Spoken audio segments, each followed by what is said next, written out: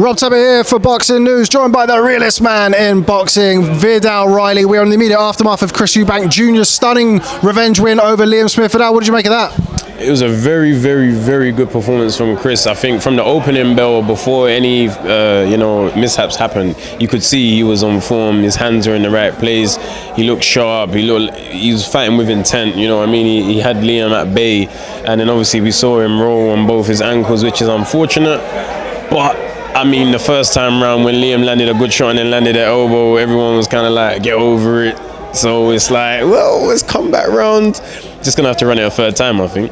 Yeah, things happen in boxing, don't they? Elbows and trips and what have you. But with all that being said, what did you make of Chris Eubank Jr.'s performance? It seemed to me to be kind of back to his best. Yeah, he's putting the combinations together. The uppercuts are flowing, body shots, head shots. It looked like the Chris we know. It looks like the version of Chris that we always get excited to see, because he is exciting when he's on form. And today he was on form. He was on fire. He was following instructions. You know, he's claiming his man when he needed to. I would have seen. I think he could have got the fight done a lot sooner, because he could have pushed forward. But he played it well, and he at the end of the day, it's a 12-round fight for a reason. He used the rounds, and the referee done the job in the end. Chris Eubank Jr. after the fight, he named Gennady Golovkin, he named Kell Brook, he named Conor Benn. Who do you want to see him face next? I'd like to see him in there with Triple G.